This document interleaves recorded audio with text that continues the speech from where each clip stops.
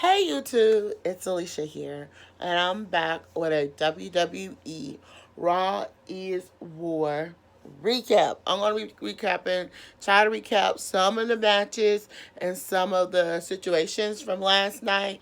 So let's get started. So first and foremost, we got to start with the VIP lounge. None other MVP who actually invited all of the members of Raw side of wrestlers who has qualified for the Money in the Bank match. And I was so hopeful for Apollo Crews, but we will discuss that right here as well at a later date, but we're going to talk about that as well. So you have MVP. He invites Rey Mysterio, Aleister Black, and Apollo Crews to the VIP lounge. And like MVP, as he was introducing them, he was like saying this guy is the front runner to win the Money in the Bank match, and it was Apollo Crews. I think he probably was a front runner. I feel like he probably was a front runner.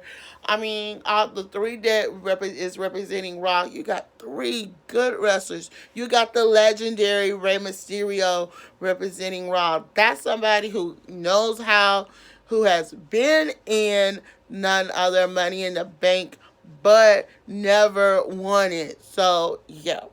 I feel like this is Rey Mysterio's time, and it is his redemption. Money in the Bank. That's that. So then this is Aleister Black and Apollo Crews first one. Now I was like, I'm glad we got the right ones who are representing. Here comes Vega in stripper heels, y'all. Let me just say, stripper heels with Andrade Cien, Angel Garza, and Austin Theory trying to tell Rey Mysterio, Aleister Black, and Apollo Crews to hand over their spots. And I'm like, they got to be crazy. Let me say it. They got to be they have to be out of their leather, baby mine. These guys worked hard for that. End up going into a match where Rey Mysterio, Aleister Black, and Apollo Crews end up winning. So you go to the back, and Charlie Caruso is asking Andrade something, and Vega gets mad, and then here comes Apollo Crews, and Apollo Crews on his high said, oh, he's like, and I think he probably was so excited and going off the energy from that and from the match and stuff that they led him to get a title belt opportunity later that night. So we're going to talk about that.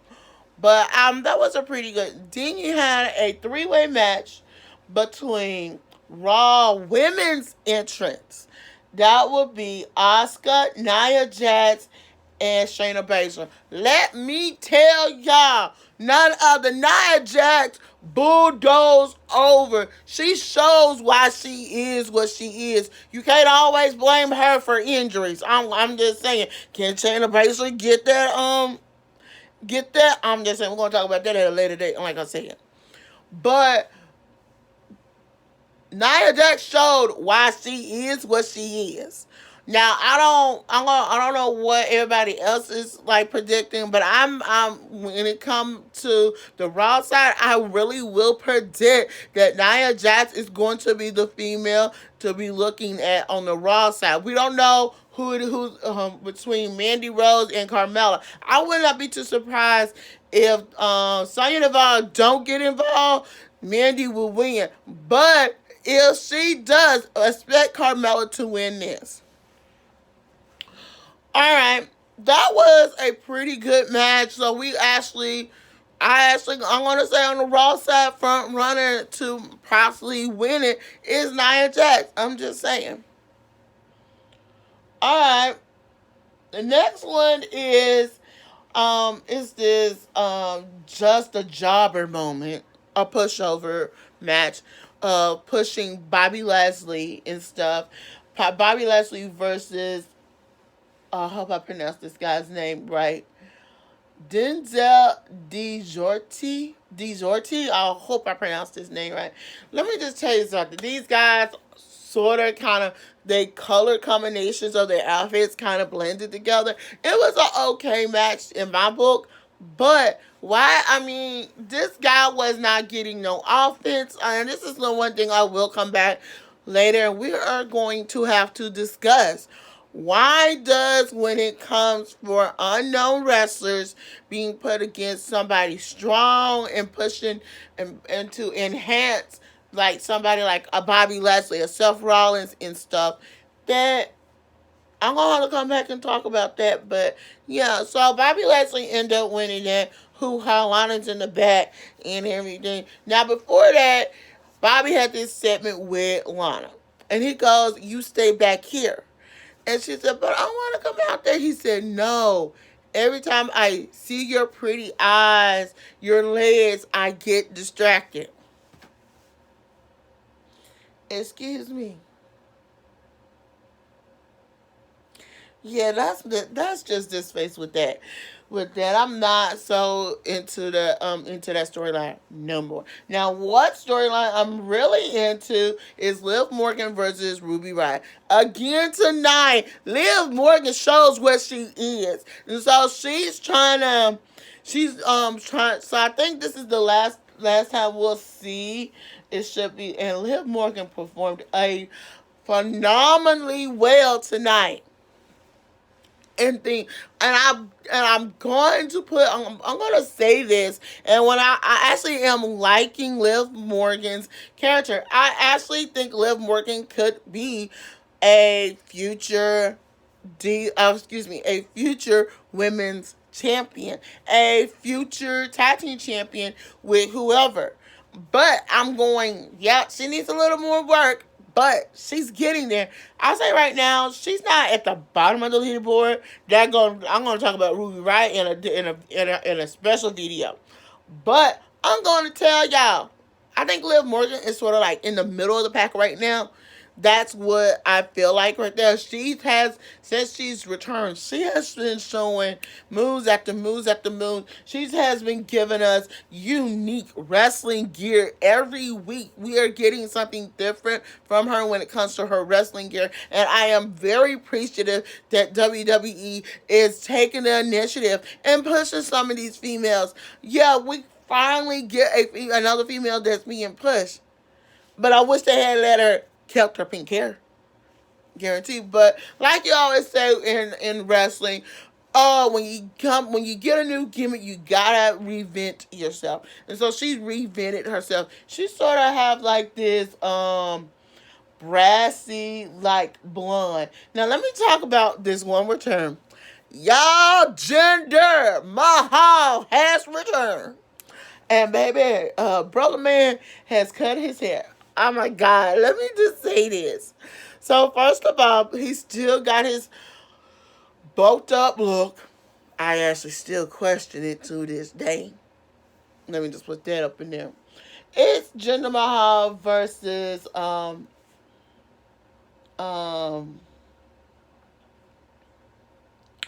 Akia Tawaza. Now, this match I actually got into. I actually thought Kia Kawasa was going to come in and beat him, but didn't. But it was a good showing. But y'all, I'm going to say this, and I have a funny feeling why I think Jinder Mahal might have cut his hair. But with this cut hair,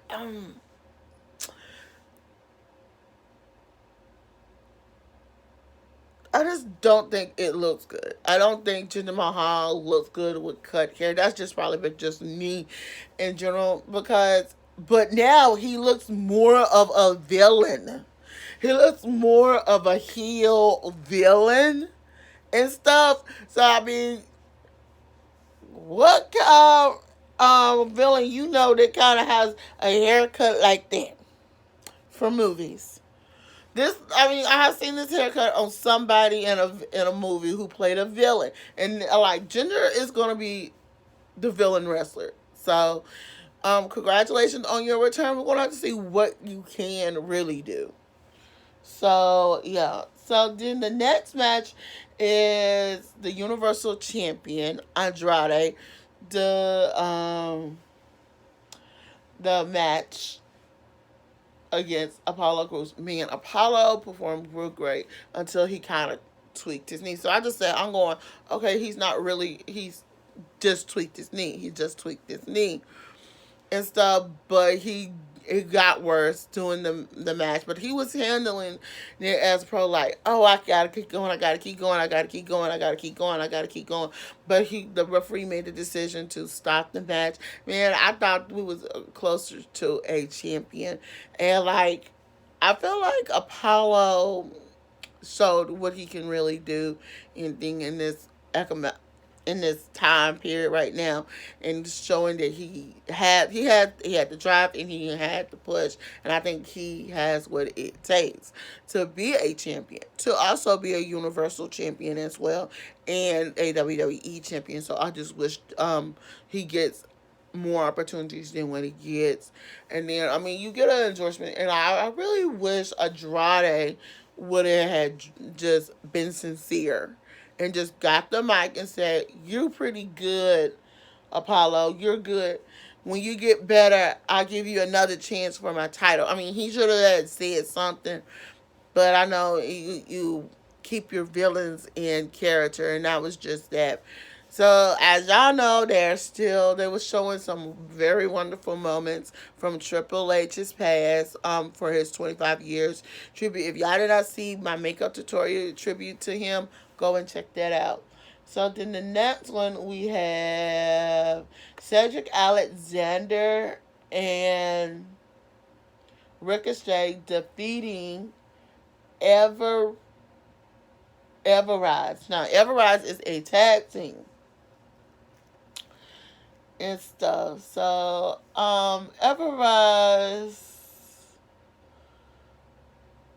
and thing, it was just a good match. This match was just another enhancement talent making the other team and stuff. And as soon as they get through, here comes on the Tron is MVP. So MVP must has a new contract with the WWE or something. So you got MVP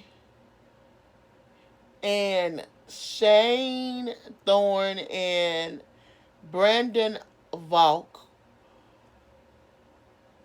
and they have an issue with them because they're saying that Cedric Alexander and Ricochet win was a fluke. I don't think it was a fluke.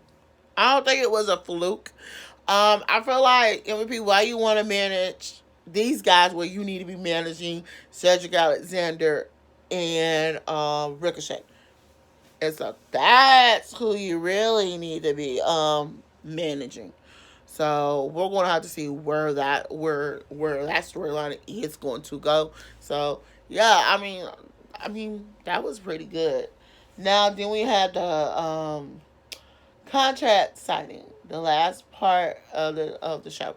We had the contract signing between Drew McIntyre and Seth Rollins with Jerry the King Lawler. Now, if you didn't see last night, before I get completely on there, you have Samoa Joe on commentary.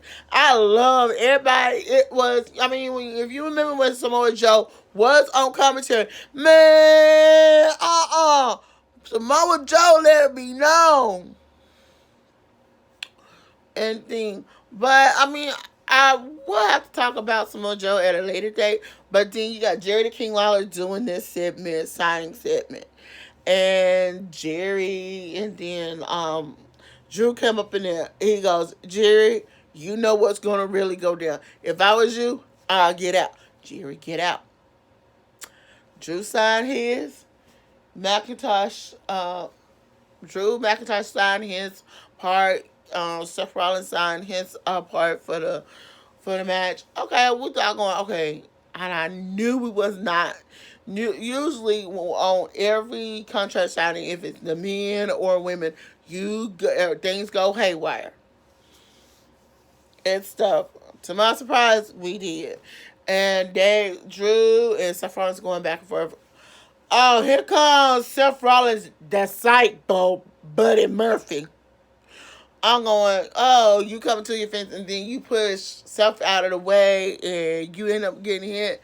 And he said, oh, this is your disciple? This is what you have as a disciple? I'm going to say this, and I'm going to predict Seth Rollins will fall short. I'm just saying, Seth Rollins is going to fall short.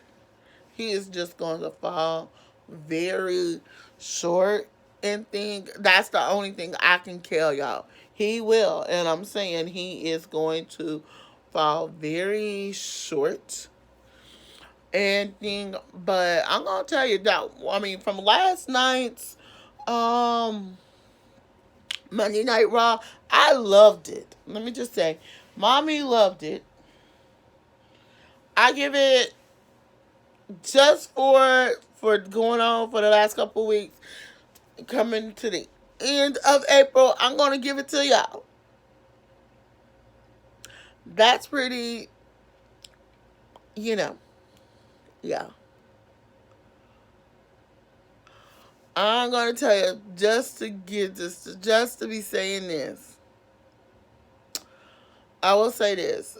Raw has done good, but I don't have a lot to say about this, about last night's show, but the only one thing I actually really liked it from last night's show is every time they show something from Triple H's past, celebrating his 25 years in the wrestling industry, was videos, vignettes of his 25-year career and stuff. You got dance stuff. I mean, that was the most great entertainment. I think that we're going to be getting that all this week as well. So I want to hear what y'all thought. What is the one match that really captured your attention?